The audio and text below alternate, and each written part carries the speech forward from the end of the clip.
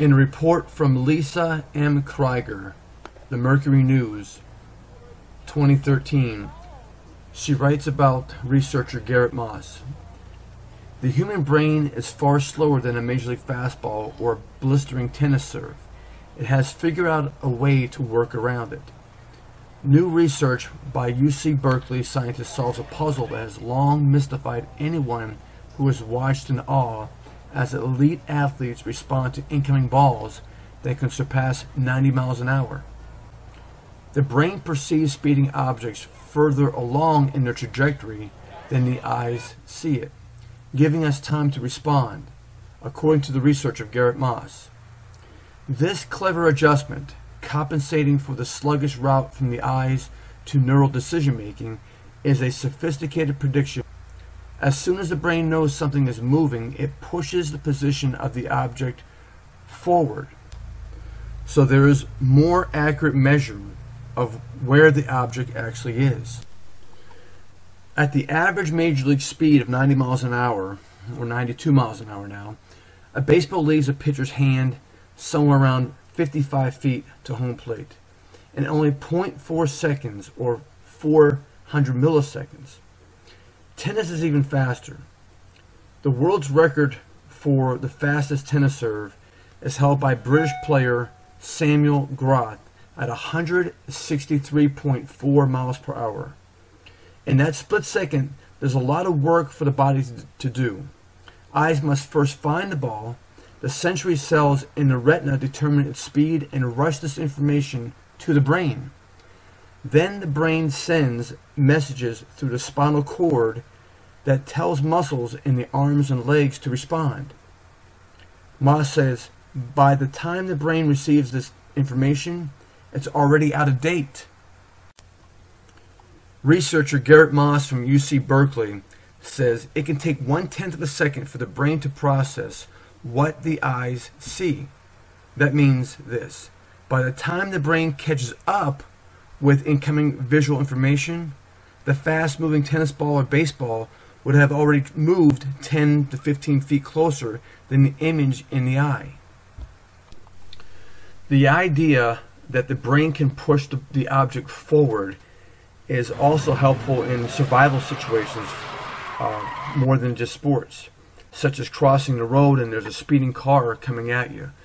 The brain will process and push the car forward in its next position before it actually arrives in that spot.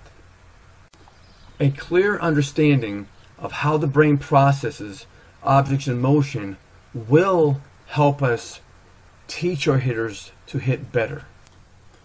Once our hitters begin to understand that they will not see the ball out of the pitcher's hand and they will see an illusion instead, we'll give the hitters understanding how they have to predict what's about to happen. This is why the understanding the concept of the pitcher's common denominator is so valuable and such an integral cornerstone to the aspects of timing. These are principles and elements, and it's a recipe that's taught inside the world's greatest hitting formula. When we understand how the brain is going to push the ball forward in its next position, and how the brain is really working faster than real time, then the idea and notion of using the common denominator becomes a very important piece to get this administered inside of our hitters.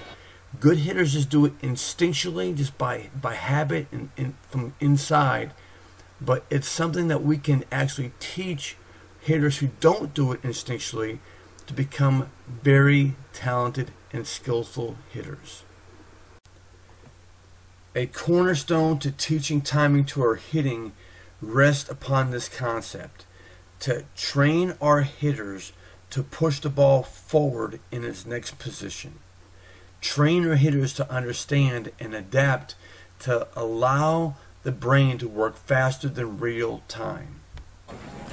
Also, inside the World's Greatest Hitting Formula video series, I've included the 10 models for hitting. Every hitter, whether it be softball or baseball, is going to fall into one of these 10 categories of hitting models. And understanding these hitting models is an integral part to helping our players hit better, because sometimes they're stuck in one hitting model, and the model isn't even conducive to their own athletic disposition. When we have more knowledge and understanding about there's other options besides the models that you're using, it becomes a powerful mechanism to help our players get over the hump. And last, consider buying the best hitting drill ever. It's the most effective way and quickest way to help our players to manage and organize their swing mechanics from the deceleration side of the swing. It's just flat out awesome, and every player, whether it be softball or baseball, should have this in their daily repertoire when they go to practice. Lord bless you.